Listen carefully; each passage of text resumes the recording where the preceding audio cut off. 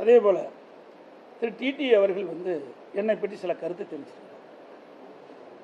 மாண்பு உள்துறை அமைச்சர் அவர்கள் ஐடிசி ஹோட்டலில் தெளிவாக சொல்லிட்டார், உட்கட்சி விவகாரத்தில் நான் தலையிட மாட்டேன்னு சொல்லிட்டார்.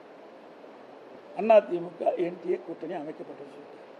அதுக்கு பிறகு ஒரு வாரம் கழித்து இந்த பத்திரிகையாளர் சந்திப்பை திரு டிடி அவர்கள் சந்தித்து பேசுகின்ற பொழுது, நாங்கள் அதிமுக கூட்டணி இல்லை, ஆனால் என்டிஏ கூட்டணியில் இருக்கிறோம், ஆனால் என்டிஏ எடுக்கின்ற முடிவுக்கு நாங்கள் தொடர்ந்து செல்வோம் என்று சொன்னார்.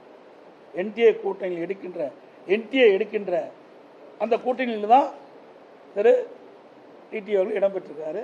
அந்த கூட்டணியில் அவர்கள் எடுக்கின்ற முடிவுக்கு நாங்கள் சம்மதிப்போம் என்ற ஒரு கருத்தை உங்கள் டிவியிலையும் பத்திரிகையிலும் செய்தி வெளியிட்டார்.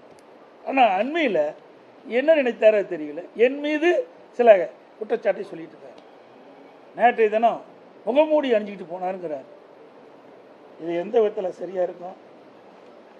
நீங்கள் பார்த்தீங்கன்னா நான் முகமூடி முடிஞ்சிட்டுலாம் போகல, அவர் தான் முகமூடி அணிஞ்சு அதிமுக முடிஞ்சார். இது 19/12/2011 19/12/2011 குறிச்சிங்க. 19/12 அப்போது மாண்புமிகு புரட்சித் தலைவர் அம்மா அவர்கள் திரு டிடி தினகரன் அவர்கள் அடிப்படை உறுப்பு நீக்கப்பட்டு விட்டார். இது அம்மாவுடைய கையெழுத்து. உங்களுக்கு வேணா பார்த்துங்க. 10 ஆண்டு காலம் கட்சியிலே கிடையாது. மாண்பு அம்மா அவர்கள் மறைந்த பிறகு, இறந்த பிறகு, அப்பொழுதுதான் அந்த இறுதிச்சடங்கு வரார். அது வரைக்கும் அம்மா அவர்கள் இருக்கின்ற வரை அவர் சென்னை பக்கமே வரல.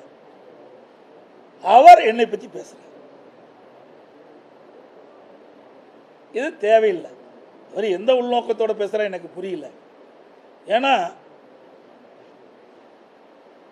தேசிய தலைவராக இருக்கின்ற